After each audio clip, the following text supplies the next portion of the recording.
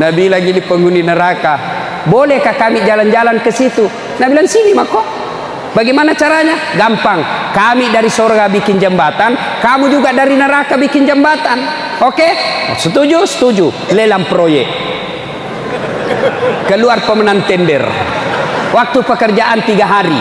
Hari pertama proyek dari neraka sudah selesai 50%. Hari kedua selesai 7%. Hari ketiga selesai 100%. Tuntas, efisien, tidak ada masalah. Sampai di tengah, ini proyek dari surga belum mulai. Ya. Kenapa ini dari surga belum mulai proyeknya? Teriaklah ini dari neraka. Woi, kenapa itu belum dimulai proyekmu? Kami sudah sampai di tengah. Apa Nabi bilang dari surga? Bagaimana mau dimulai? Kontraktor, pengawas, pemborong, panitia ada semua di situ.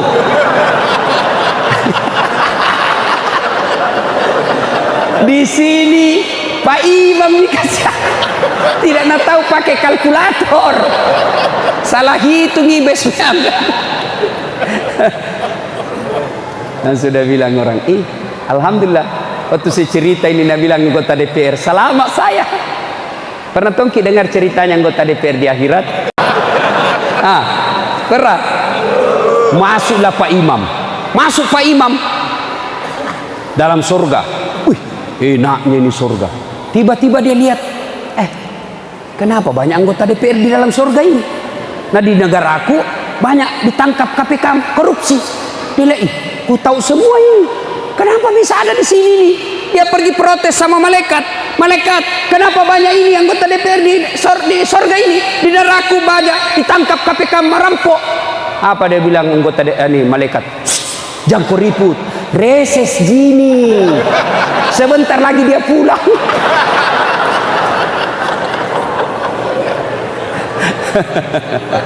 Ya Bapak, saudara-saudara sekalian, maka belajar.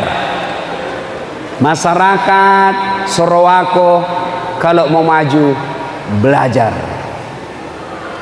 Yang kedua, kata Nabi, kalau kalian mau sukses, ahsin kalamaka, haluskan tutur katamu, perbaiki ucapanmu, satunya kata dengan perbuatanmu. Jangan lain kau bilang, lain kau lakukan. Kalian mau sukses, haluskan tutur katamu. Kalian mau sukses, perbaiki bicara-bicaramu. Jangan suka bohong. Coba, yang namanya halus berbicara sudah mulai hilang di tengah-tengah kita. Budaya sipakan lebih mulai hilang. Ini terutamanya buat anak-anak kita. Anak-anak kita sekarang Pak, makin tinggi sekolahnya, makin tinggi kurang ajarnya. Cerdas. Itu anak-anak sekarang Pak, pintar-pintar. Biasa saya heran kalian. Saya saja mau WhatsApp, pegang HP. Sudah 2 jariku masih salah-salah ketik. Ini anak-anak sekarang Pak, dia sambil naik motor, meng-SMS 1 jari, masih lancar. Pintarnya itu anak-anak sekarang. Pintar anak-anak kita sekarang Pak. Satu kurangnya apa? Kurang ajar.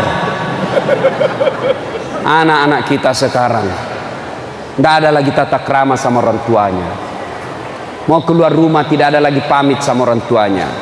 Mau pergi tidak ada lagi tahu cium-cium tangan sama orang tuanya. Kenapa begini anak-anak kita? Sepenuhnya salah anak? Tidak. Salah satu di antaranya penyebabnya, orang tua gagal mendidik anaknya. Saya masih ingat dulu waktu saya kecil. Dulu waktu saya kecil Pak, waktu saya kecil, mamaku kalau nasuruh Kak, ladase. Karena namaku dulu di kampung Ladase Pak. Di sini gitu Dasat. Naik pajung pandang itu Nadasat namaku Pak. Kalau di kampung Ladase. Woi Ladase, lo yolok kolmu, bali boleh.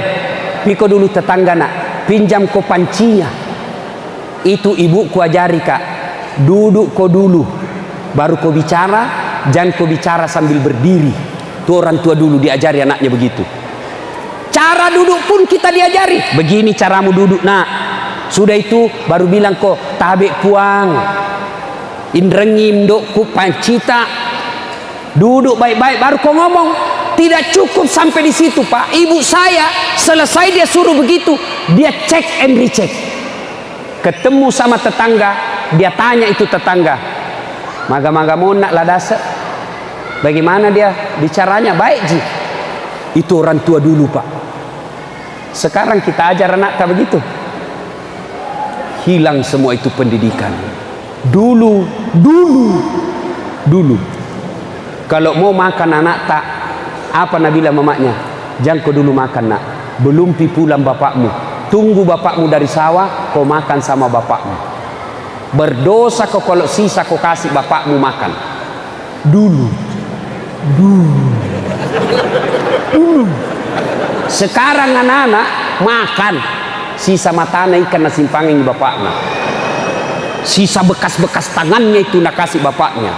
Makanya anak-anak kita sekarang jauh dari berkah hidupnya. Dulu satu kamar 3 di atas tempat tidur. Dulu. Sekarang satu kamar 1 anak. Akhirnya apa? Dia tidak punya ikatan emosi bersaudara. Baru dipegang laptopnya saudaranya bertengkar. Dulu satu kamar 3 di tempat tidur. Akhirnya apa? Mamanya, bapaknya ada mata-matanya untuk anaknya. Mak candringi dekku. Kenapa kau tahu? Ku dapat suratnya. Dulu. Kalau minta kiwang, Pak, membayar kah Pak? Apa Nabi bilang orang tua? Boleh jina, tapi isi kau dulu itu bak mandi. Sekarang mana itu semua? Dulu. Kalau mau pergi main, apa dia bilang? Mama tak, pergi makona, bawa itu adikmu, tarana ini. Iya toh? Saya itu paling sering. Nah bilang temanku, jangan aku kasih masuk ladasa, suka menangis adiknya. Nah bilang mamaku, pergi maku main, tapi bawa adikmu menangis kau kupukul. Akhirnya apa? Kita punya semangat melindungi saudara. Hilang itu sekarang. Jangan heran masalah warisan 200 juta berperkara baku-baku malu di polsek. Siapa yang salah? Orang tua. Kenapa salah orang tua? Lupa didik akhlak, lupa didik agama. Yang dia didik anaknya bahasa Inggris, kursus kok bahasa Inggris. Apa hebatnya itu bahasa Inggris? Hebat Ustaz. Apa hebatnya? Masih SD pintar bahasa Inggris. Banyak yang begitu Pak. Tidak percaya pikir di Inggris. Itu anak-anak di Inggris Pak, bahasa Inggris semua. Ya ketawa, serius kayak ini. Bahasa Inggris semua Pak, sampai tua lancar. Tapi suruh bahasa Indrekang, tidak bisa. Bangga sekali kalau pintar bahasa Inggris anaknya. Memangnya kalau mati nanti anak tak berdoa pakai bahasa Inggris? Hah? Oh my God, please help me my mother.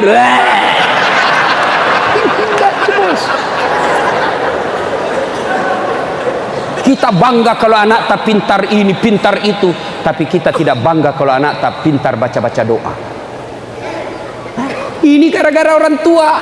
Makanya silakan didik anak dengan cara metode apapun, tapi jangan lupa buka surah Luqman. Cara mendidik anak ada 3. 1, kewajiban orang tua. Lahir kasih nama yang baik. Mana nama yang baik? Nama-nama yang ada doa di dalamnya. Nah, saya kasih kau nama Khalid. Siapa itu Khalid? Inilah panglima perangnya Umar bin Khattab yang menaklukkan beberapa taklukan negara-negara pada saat itu. Khalid bin Walid. Saya mau kau seperti Khalid bin Walid. Nah, saya kasih kau nama Ayu Tinting. Akhirnya anak nutat Tinting. Kasih nama yang baik-baik. Ada lagi bilang, apa arti sebuah nama? Dongo. Bayangkan seandainya caleg tidak ada semua namanya. Bagaimana mau dipilih? Nama itu penting. Coba kalau tidak ada semua nama tak. Baku telepon ki. Halo, ada Anu. Anu siapa? Ya Anu siapa? Yang pendek. Banyaknya itu pendek. Bingung Pak. Dari nama minimal 2 saya bisa tahu. Sebut nama tak 2 yang saya bisa tahu. 1, agama. 2, suku. Nama Abdul Jabbar, 99% Muslim. Nama Bertus Magaluntung, non muslim. Coba. Nama yang kedua saya bisa tahu sukunya. Nama Ambok Dalle, tidak mungkin Jawa. Mana ada Jawa Ambok Dalle? Tidak mungkin. Piye Mas? Sampean jenenge siapa? Ambok Dalle.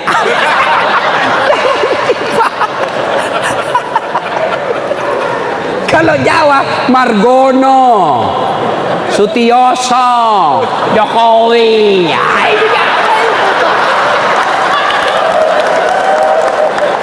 Iya toh? Kalau Bugis Ambok Dalle. Ambok yang banyak selalu beruntung, Ambok Dalle. Yang panjang umur, Ambok Tuo. Yang tidak pernah lolos pilcaleg, Ambok Sakka. Yang banyak di bengkel, Ambok Tang. Yang suka beruntung, Ambok Upe. Yang banyak di toko perhiasan, Ambok Intang. Tuh, Ambok-ambok banyak semua itu tuh Pak. Rambugis lah itu. Kasih nama yang baik. Yang kedua, kewajiban orang tua, beri makan. Silakan kasih makan anak. Syaratnya halal dan baik. Jangan kasih makan anak kita barang haram. Kenapa? Kalau kau sering memberi makan barang haram anakmu, maka dia besar akan selalu berpikir yang haram-haram. Maka lihat mereka-mereka yang hasil korupsi dia kasih makan anaknya. Pejabat-pejabat yang beri makan anaknya barang-barang haram, biasanya anaknya pengedar narkoba atau tidak pengisap ganja. Coba mungkin. Tapi lihat anak-anaknya guru mengaji. Hina bapaknya. Kita remehkan bapaknya, diundang ceramah cuma diundang pergi barasanji 1 jam cuma dikasih songkolo. Kadang-kala dijemput berhujan-hujan 1 mantel diduai, dikasih uang 30.000. Kita anggap remeh bapaknya karena anaknya dia kasih makan barang haram. Anaknya yang angkat derajatnya bapaknya. Anaknya jadi jenderal, anaknya jadi pejabat-pejabat tinggi. Gara-gara apa? Bapaknya tidak pernah kasih makan barang haram anaknya. Guru mengaji, apa mau korupsi? Apa mau korupsi guru mengaji? Saya bapakku almarhum guru mengaji Pak. Sampai sekarang masih ada warisannya itu tempat mengaji. Mengaji model kampung. Alepura senaa, alepura wanai, alepuna penau, aiu. Ah itu zaman dulu Pak. Saya masih ingat dulu waktu kecil. Itu hebatnya itu mamaku sampai sekarang Pak. Usia beliau 84 tahun. Masih ngajar ngaji sambil mencobek-cobek itu. Salah kok, malampe iya tuh. Maponcoi salah bacamu. Padahal macobek. Tuh zaman dulu. Apa mau korupsi kalau guru ngaji? Saya ingat bapakku pernah saya protes. Kalau guru ngaji dulu kan tidak ada namanya tunjangan. Apa tunjangannya? Cerak. Bawa ayam. Baru masuk bawa ayam. Dipotonglah itu talinya. Baru pura-pura kasih merah. Modus. Orang dulu kasihan. Nah dapat Al-Fatihah, cerak lagi, bawa lagi ayam. Dapat Iqra, cerak lagi 3 kali nih. Naik Quran besar, cerak lagi. Sampai di tengahnya, cerak lagi. Sampai dapat lugah sajadah, cerak lagi. Hatam, cerak lagi, 7 kali cerak. Saya tanya bapakku, kenapa banyak sekali ceraknya Pak? Apa nak bilang? Ya tona roy sarona. Coba itu Pak. Tapi kalau kepala dinas PU, sekarang pejabat-pejabat senang kalau tempat basah. Di mana kau dilantik? Kepala dinas. Tempat basah itu bos. Di mana kau? Staf ahli. Hai kering. Hati-hati di tempat basah itu banyak orang tenggelam. Maka jangan kasih makan barang haram anak Pak. Yang ketiga, kewajiban orang tua adalah didik. Sayang 1000 sayang. Dari 3 kewajiban orang tua kepada anak ini, yang terlalu kita sibuk perut. Padahal Pak, jangkik cemas soal perut. Yang kita cemaskan sebenarnya mendidik anak. Soal perut, tolong tunjukkan saya di Sorowako ini, ada enggak yang mati anaknya gara-gara kelaparan? Ada di antara kita mati gara-gara kelaparan? Tidak mungkin orang Bugis Makassar biarkan tetangganya mati kelaparan. Tidak mungkin. Tapi yang mati gara-gara narkoba, saya yakin banyak. Ini berarti jangan cemas soal perut, yang dicemaskan didiknya. Saya tanya, bapak-bapak tahu cicak? Tahu cicak? Tahu cicak? Tahu. Apa dia makan itu cicak? Apa dia makan? Nyamuk. Masuk akal enggak? Satu terbang, satu di dinding. Bagaimana ketemu? Satu terbang, satu di dinding. Bagaimana ketemu? Nanda ada terminalnya. Coba, kalau kita kapal terbang, kita di darat bisa ketemu di mana? Di bandara ketemu.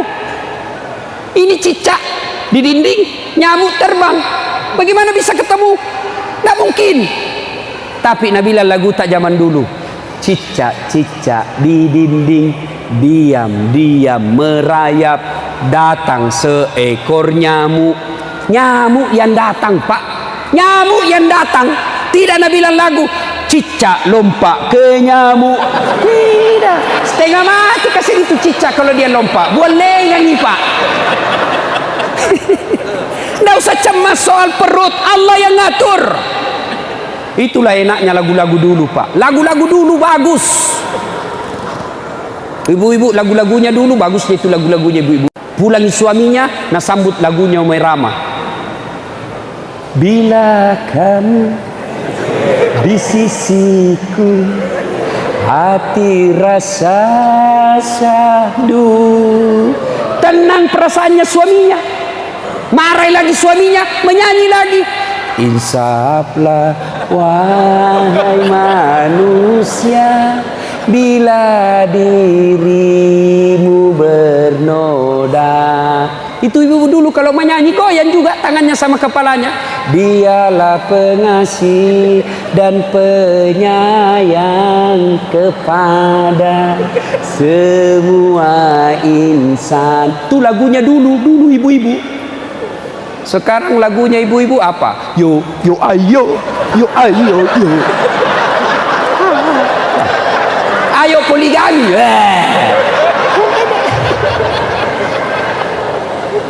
Kita dulu waktu tak muda, lagu-lagunya juga bagus, Pak. Berakit-rakit dahulu, berenang-renang ke tepian. Sakit-sakit dahulu, susah-susah dahulu, lalu kemudian berbahagia. Lagunya pegawai honor.